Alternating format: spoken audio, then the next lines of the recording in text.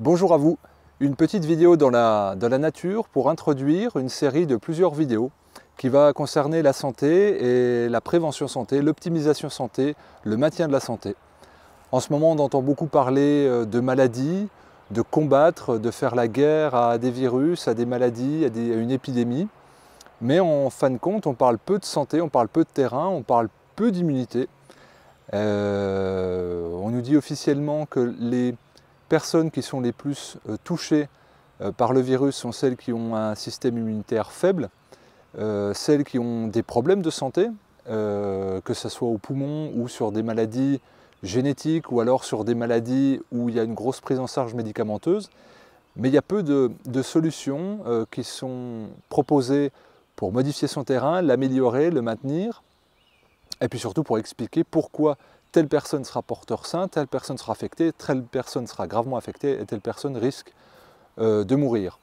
Ce qui est intéressant, c'est de se tourner du côté de l'Asie, qui depuis 3-4 mois doit faire face à ce virus, entre guillemets. Et donc, puisqu'on va parler de terrain, donc on ne va pas cibler spécialement le Covid-19, mais c'est quelque chose qui va aller beaucoup plus loin que ça évidemment. Donc on voit déjà des premières études qui sortent, qui sont très poussées, très documentées sur quel terrain est le plus favorable aux autres, et ça va nous donner l'opportunité de parler de santé et non plus de maladie, et de voir le côté positif de la chose, et de voir qu'il y a évidemment des terrains qui sont plus propices à être vulnérables. Alors cette vidéo est un peu une vidéo introductive à une série de 8-9 vidéos que je vais tailler sur les facteurs naturels de santé qui vont faire appel à la naturopathie hygiéniste et à l'hygiénisme dont je me revendique. En gros, ce que j'explique depuis 250 vidéos sur cette chaîne depuis de nombreuses années, ce que je donne en conférence, en stage, en formation, dans les écoles de naturopathie, à travers mon documentaire Le jeûne à la croisée des chemins, bref, tous les types d'enseignements que je peux faire, y compris ceux de ma maison d'édition Exuvie, où je publie des personnes de toutes obédiences, on va dire, pour faire avancer la santé. La maladie n'est pas mon domaine, il est le domaine de la médecine académique, il est le domaine des chercheurs, des virologues en ce moment, donc ils s'expriment sur la maladie, d'ailleurs avec beaucoup de divergences. Il est très dur de s'y retrouver, parce qu'on dit les spécialistes, mais c'est plutôt quel spécialiste va parler. On parle de plusieurs prises en charge. Est-ce qu'on fait du confinement? Est-ce qu'on ne fait pas du confinement? Est-ce qu'on étend la contagion de masse? Enfin, il y a plusieurs approches, il y a plusieurs réponses médicales, il y a plusieurs réponses symptomatiques, etc., etc. Mais au final, on nous parle très peu, voire pas, de terrain. Est-ce qui constitue la santé d'un individu? Pourquoi le virus, entre guillemets, s'accroche sur l'un et pas sur l'autre? Pourquoi il prolifère à un endroit et pas à un autre? Et pourquoi? Eh bien, on va développer des symptômes et l'autre, pas du tout. Alors évidemment, ce n'est pas la fatalité, évidemment, ce n'est pas Dieu qui va choisir qui doit contracter des symptômes ou pas, mais il y a une évidence de terrain. Alors, si tout le monde s'accorde à dire que c'est la réponse immunitaire qui fait la différence, aujourd'hui, nous savons de manière scientifique que 80% de la réponse immunitaire se trouve dans le pôle bactérien des intestins. Or, il est assez intéressant de constater l'absence de documentation, d'information sur l'alimentation durant cette période de crise. Pourtant, il y a beaucoup à dire. Les journalistes pourraient renouveler leur sujet. Les émissions qui sont beaucoup regardées, puisque nous sommes en confinement, eh bien, pourraient traiter ce sujet-là. Et je pense que les approches alternatives telles que l'hygiénisme, la naturopathie orthodoxe, l'ayurveda ou la médecine traditionnelle chinoise pourraient apporter un relatif concours aux autorités médicales qui s'occupent de cette épidémie. Alors nous, on va le faire à notre mesure, comme je le fais depuis des années à longueur de vidéo, et là je vais faire une synthèse des facteurs naturels de santé connus. J'en ai noté 8, on pourra en mettre plus, on pourra en mettre moins, ce sont ceux que je veux partitionner.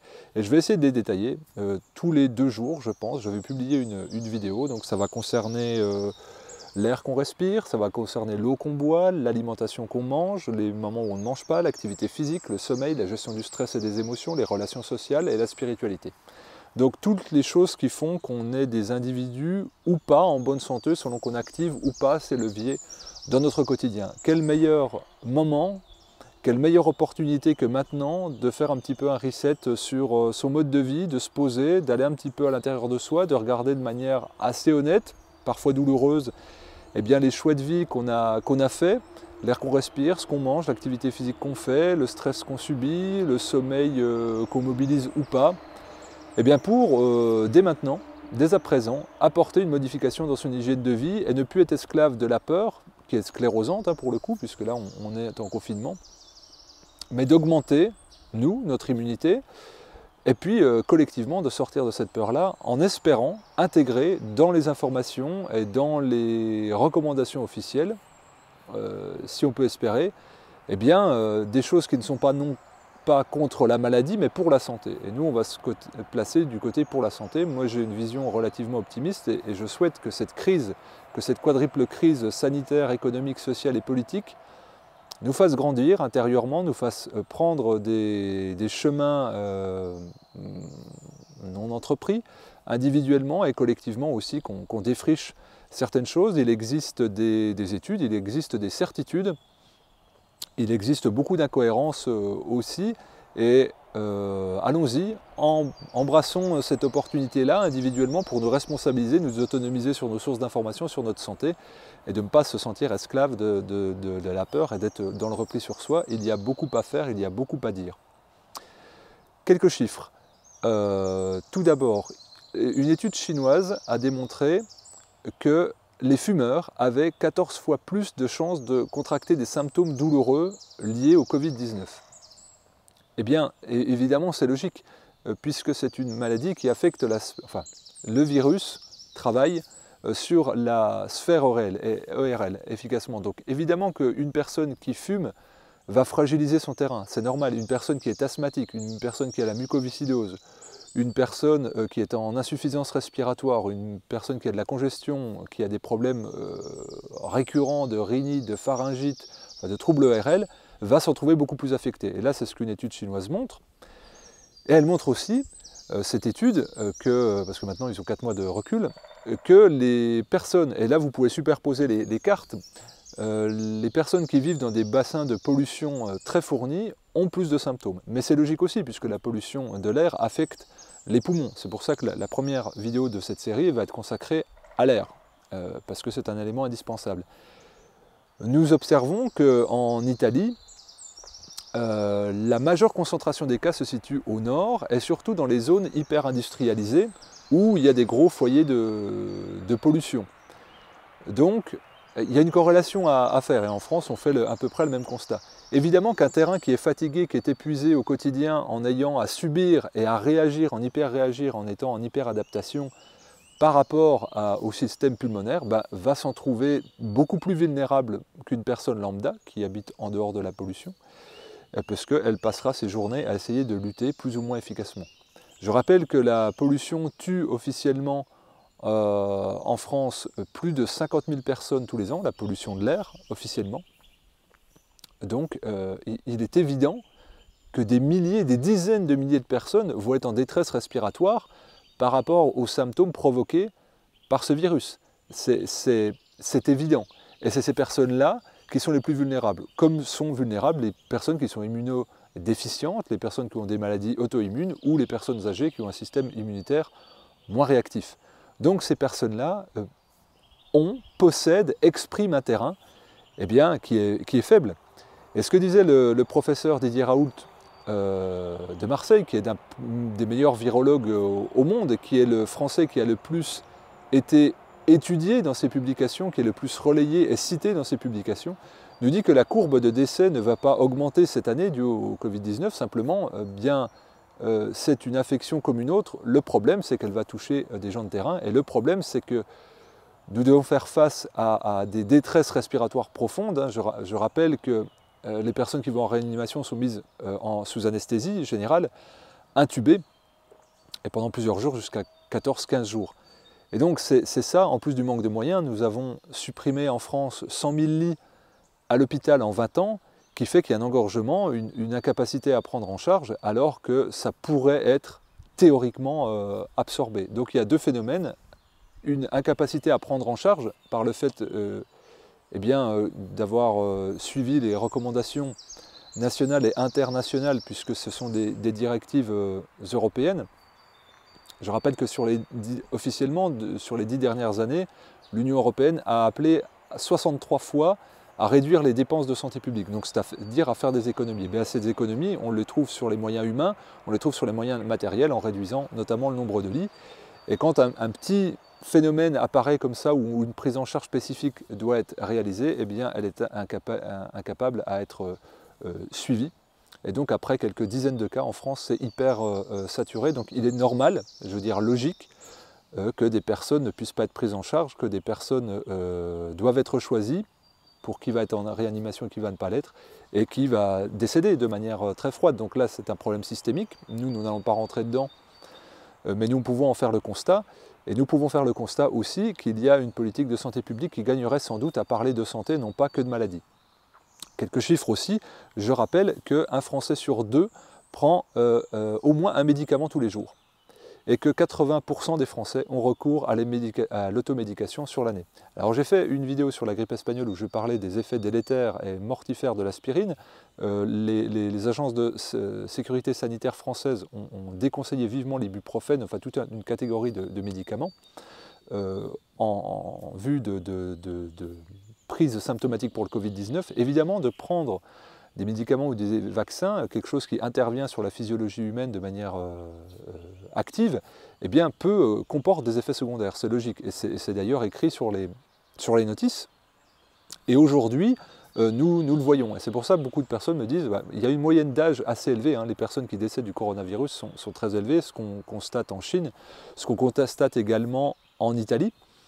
Et évidemment, c'est une notion de terrain, mais il y a également des jeunes. Et quand on me dit, alors comment tu expliquerais ça? Être jeune, est-ce que c'est garant d'avoir une bonne santé? Si j'ai un terrain immunodéficient, si j'ai une maladie auto-immune, que je prends des médicaments, que je fume, que je bois, que je me drogue, être jeune ne m'apporte rien. Je vais dire, il est préférable d'avoir 55, 60 ans, d'avoir une bonne alimentation, de faire du sport, de bien dormir, de vivre à la campagne, d'avoir des relations sociales harmonieuses, d'avoir un travail tranquille, plutôt que d'avoir 25 ans, de prendre de la cocaïne tous les jours, de boire, de fumer, d'avoir un travail de nuit qui dérègle notre biologie, de stresser et d'autres choses. Et on voit bien que là, les terrains sont différents, et même s'il y a 30 ans de différence d'âge, il y en a un qui sera plus favorisé que l'autre, même s'il a 30 ans de plus. Et donc là, c'est de faire un petit peu appel au bon sens. Et à l'heure où les débits de tabac sont ouverts pour la consommation du tabac, et évidemment que c'est un gage aussi de fragilisation de terrain. Et je trouve que ça pourrait être une bonne opportunité pour les pouvoirs publics de faire une campagne de sensibilisation contre le tabac et je dirais presque de ne plus faire de business avec cela, puisque les personnes en payent le prix lourdement. Je n'ai pas les statistiques du nombre de furons en France, mais évidemment ce sont les plus impactés. Les gens qui ont des formes d'asthme graves sont les plus infectés, les gens qui ont la mucodéphiscitose sont les plus impactés. Et il y a toujours des cofacteurs de morbidité sur les personnes qui décèdent du Covid-19. C'est entre 1 et 3 maladies chroniques.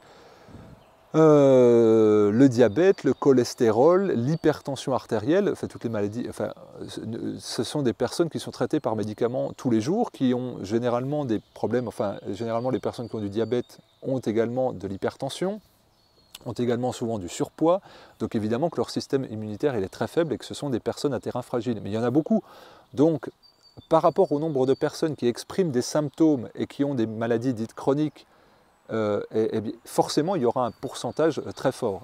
Nous, ce que nous allons essayer de faire dans cette série de vidéos-là, c'est de sortir de la fatalité, de montrer qu'il existe des solutions tout à fait naturelles et validées contre l'hypertension, il existe des solutions naturelles et complètement validées contre le diabète, il existe des solutions naturelles et complètement validées pour les troubles cardiovasculaires, etc., etc., etc., etc. Si nous nous plaçons face à la réaction de la maladie, nous allons être dans l'interventionnisme et l'urgence, ce qui est le rôle du médecin, c'est-à-dire de faire un diagnostic et de soigner. Mais nous devons, je pense, aujourd'hui changer de paradigme au niveau social et nous placer du côté de la prévention, d'éviter en gros de devoir affaire à des urgences sanitaires. C'est vraiment l'objectif de cette série de vidéos. Ce que j'ai envie de vous apporter, ce que je vous encourage à relayer, c'est-à-dire de faire de la pédagogie, d'amener de la formation, de parler de la vie, de parler du positif, de parler de la santé qui nous concerne tous et non pas parler de maladie. La santé, c'est ce qui nous permet de nous établir dans notre corps, c'est ce qui nous permet de nous réaliser en tant qu'être humain, c'est ce qui nous permet d'être heureux et épanoui. Aujourd'hui, on le voit, nous sommes confinés, donc cette notion de liberté-là, eh bien, elle est à reconsidérer. Et quand on est en mauvaise santé, eh bien, on n'est pas vraiment libre. On n'est pas vraiment libre de faire l'activité physique qu'on veut, de faire l'activité artistique qu'on souhaiterait faire, en gros, de se réaliser. Et le but de cette série de vidéos, c'est comment se réaliser en tant qu'être humain demain dans une société qui va être profondément bouleversée, changée, et qui ira dans la direction que nous lui donnerons. Bien sûr, il aura les pouvoirs publics, mais nous aurons aussi notre rôle à jouer, et j'espère que nous tâcherons plus d'exprimer la santé que la peur de la maladie.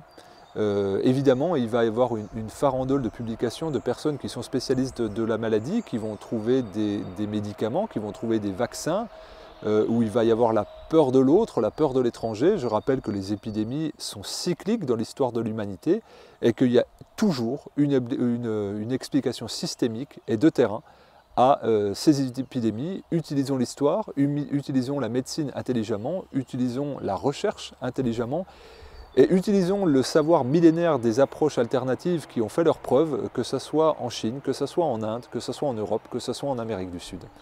Que ce soit même en Océanie, partout. Partout, il y a des médecines traditionnelles qui ont des réponses et qui ont des approches qui se recoupent.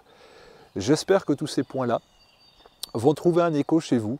J'espère que ça va vous motiver à vous prendre en charge dès maintenant. J'espère que ça va vous donner des pistes de réflexion pour après. Et j'espère que ça va nous motiver tous pour se mettre du côté de la santé et non pas de la maladie. Je vous dis à très bientôt pour la série de vidéos.